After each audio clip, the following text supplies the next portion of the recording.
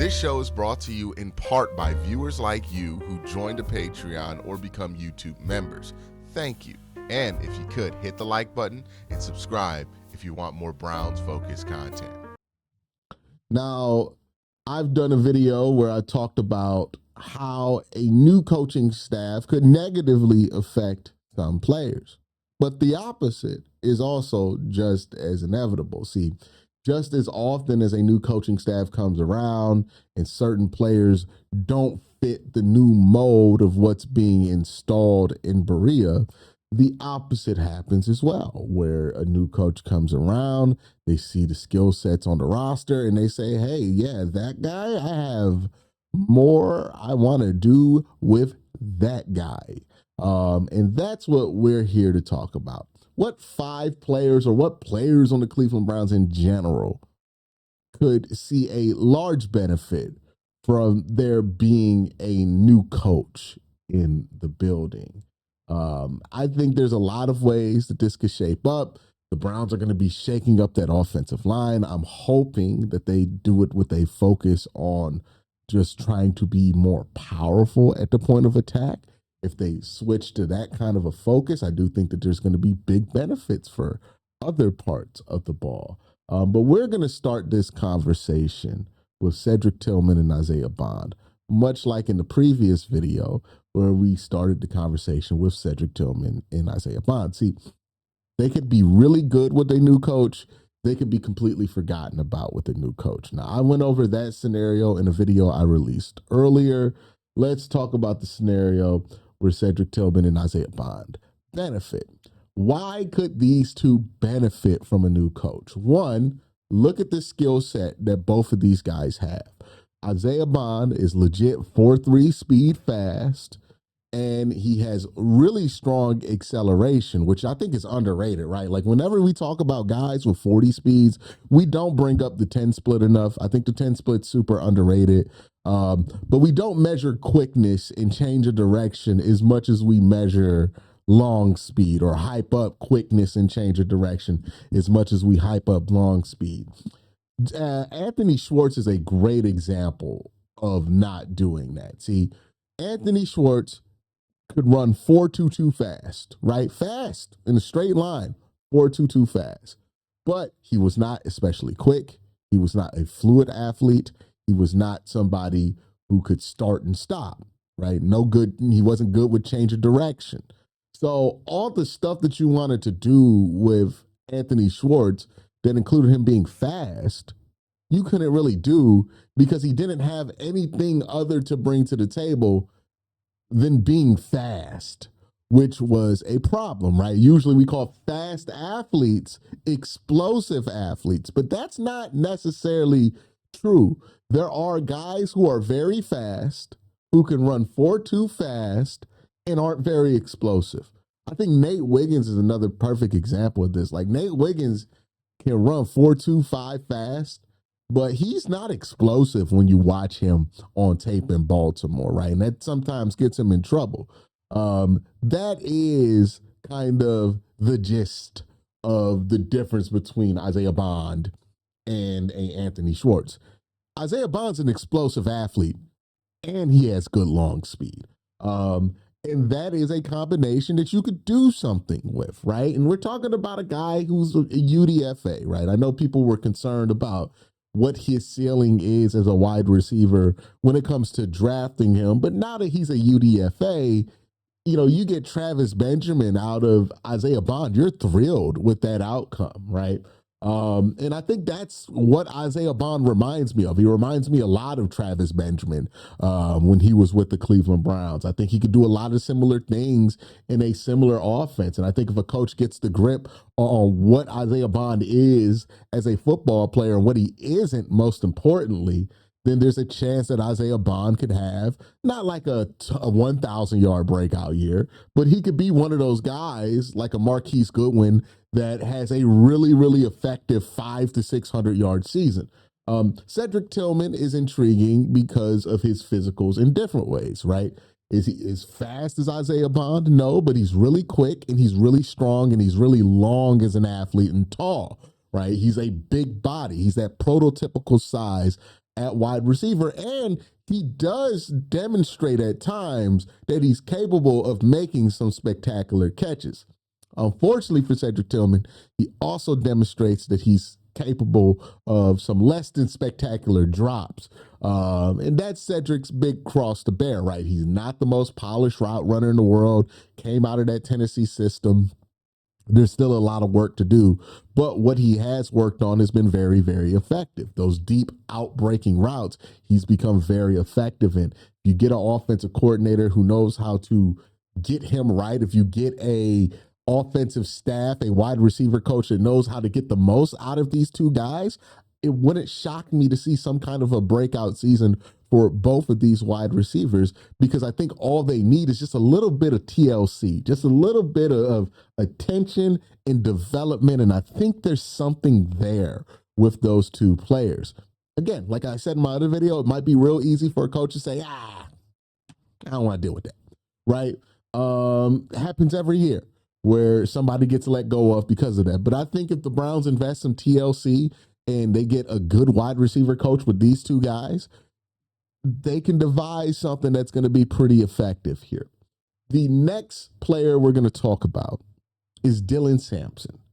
Dylan Samson, depending on who they bring in as head coach, could benefit the most out of anybody on this list, because I think the Browns, if you ask me, who did the Browns underutilize and misuse all season of all the rookies in that class, Dylan Samson is number one on that list. I think he was completely misused this year in Cleveland. Whenever they threw screens to him, very rarely were they like design screens. It was very much, here's a screen here to hold a linebacker, and then we throw it because it's also the check down. Every once in a while, you would give him a design screen and he would do something with it. But this is a guy that you should be going out your way to get him involved in your offense as a wide receiver. I mean, I should see Dylan Samson running angle routes, getting out there, running wheels, like just running a full route tree. I should see Dylan Samson basically being what Duke Johnson was, but I think he can be even better than what Duke Johnson was. I think that somebody's going to see him and say to themselves, I'm going to use him in a million different ways and utilize him as a receiver, as well as somebody that I'm comfortable giving the ball to from a carry perspective. He's still super young. He was the youngest player in the league this year. I'm sure somebody's going to come into the draft and take that title from him, but he was the youngest player in the league, super young guy, didn't get a ton of hits on him last year. I think if there's any player you can make the argument for that he did not get utilized well by the last coaching staff, Dylan Samson is the guy who has the best and loudest argument. Now, we're going to get further down this list, but real quick, got to thank my sponsor, Sleeper. Hey, real quick, I want to tell you about a little bit of a sleeper of an app called Sleeper. Has fantasy, has news feed, has picks. You can do it all on the Sleeper app. Make sure you use it. Sign up using the promo code Worst Take and get to 100% match on up to $100 when you use promo code Worst Take. Again, 100% match for up to $100 when you use promo code Worst Take. You have a great day. Now let's continue the video. Okay, let's talk about the big guys, right? The next people on this list that I think that a new coach is going to breathe some new life into. Specifically DeJuan Jones and specifically Zach Zinter. Let me start with Zach Zinter, who had a rough second year of his career. Didn't really get to play much, but he was inactive a lot. I think Zach Zinter is the classic case of a guy being drafted for one offensive line coach's plan. That offensive line coach in Andy Dickerson becomes pretty unfavorable at some point with Kevin Stefanski and the rest of the staff, to the point where he's not even there during the Hard Knocks portion of the Browns season in 2024. And he kind of, by proxy of Andy Dickerson being gone, kind of loses a bit of direction, because we know how Andrew Berry does these draft picks, especially late round draft picks. He is going to ask the position coaches what they want Why do they want this guy? And then go and get guys that those position coaches have described. And that was Zach Zinter for Andy Dickerson. Andy Dickerson falls out of favor right after training camp for whatever reason he fell out of favor for. And then you end up in a awkward situation with Zach Zinter where he was brought in to do one thing. The team completely abandons the thing he was brought in to do. And then the next year commits to going back to the Stefanski style, hires a new offensive line coach to enforce that vision.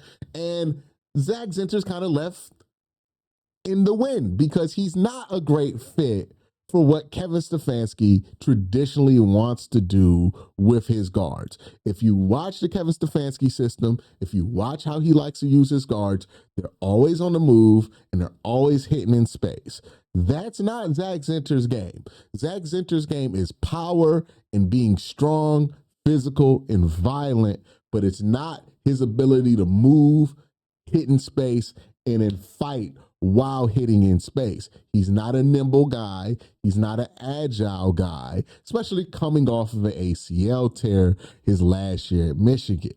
So I think he just lost direction pretty early on in his career with all the changing that went on in the Browns offensive line coach. Like at some point, Mike Vrabel was coaching the offensive lineman just because somebody had to do it in 2024. Like it was a complete mess. And then they switched to something that's not his skill set, and that led to him being inactive. I do think if a new coordinator comes in, there's a chance that what they want to do with their guards fits what Zach Zinter does well, which isn't hitting guys in space and pulling and being athletic. There are a lot of plays in the Browns playbook where the guard has to move and swing to play tackle on the opposite side. So they're less dominant hand. They will go to right guard to left tackle or left guard to right tackle, right? There's a lot of plays in the Browns playbook that require that. That's not what Zach Zinter was ever going to be good at. What Zach Zinter can get good at is just playing bully ball, just beating the ever living out of people. That's what Zach Zinter could do well. So if you put him in a situation where that's what you ask Zach to do, and you ask him to kind of move less but fight more, I think he could be a good player. I think there's something there with that approach to him. For similar reasons, I have DeJuan Jones here. See, DeJuan Jones is pretty good at being big and getting hands on people from his set base. DeJuan Jones is pretty terrible moving in space. He is awful moving in space. He lost weight. He tried to do it. He cannot do it. He is terrible in space. He cannot find people in space. He does not hit well in space. He is just an awkward athlete out there, right?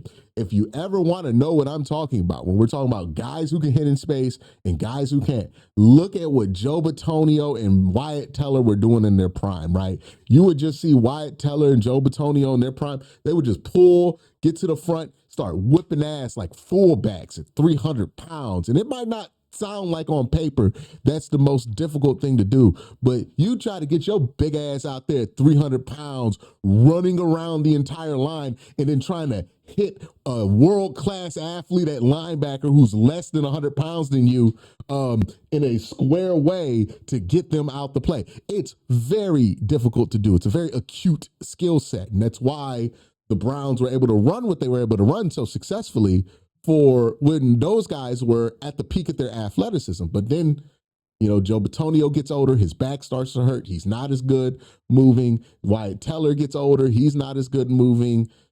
Kind of hurts your offensive line in total. But DeJuan Jones, he can't move, but he can hit, he can move guys. He's big as shit. He can push guys out the way. Zach Zinter can't move that well, but he can move guys out the way. If the Browns get a coordinator in here who wants to play some bully ball and doesn't want to have the run game kind of sit in as much finesse as the last coaching staff did, then yeah, I think there's something there with those two in terms of what they can be with a new head coach. I think they're the most interesting guys to watch. I think Stefanski ball just wasn't a great fit for DeJuan Jones, for Zach Zinter. Stefanski ball requires guys getting up and moving and and hitting stuff in space in the run game. These guys were never going to be great at that. Zach Zinter can hit, climb, hit, but Zach Zinter can't pull, hit on the go. He can't do it. He's never been good at it. That's why I think a new coach is probably going to bring him some new life there. All right, the next guy I think a new coach could bring new life to is Quincy Judkins, because the same way I don't really think Stefanski Ball was the greatest fit for for two of those offensive linemen, and Zach Zinter and DeJuan Jones. I don't think it was a great fit for Quincy Judkins. I think he did the best he could with that fit. And look, Quincy surprised me with how patient of a runner he could be, and how smart of a runner he could be, how good his vision is. But also, I think Quincy's at his best when he puts his foot in the ground and hammers forward, right? When he's just asked to punch instead of being asked to wait. And I think that you could get a better balance out of his run style when that's the case. I think if you put an offensive line up there whose MO is just being physical and beating the out of the people in front of them, and then you put Quincy behind that, I think you're going to have a guy who can get that yards per carry number up to 4, I think 4, because he's going to be a short yardage guy too, so he's never going to have the Nick Chubb 5 yards a carry, which really it reflects like Nick Chubb didn't do short yardage stuff, right, when he was with the Browns. That was Kareem Hunt's responsibility. The short yardage stuff really kills your yards per carry. But you're never going to ask Quincy to do that kind of stuff. To not do the short yardage stuff, my bad. He's always going to do it because he's going to be really good at it.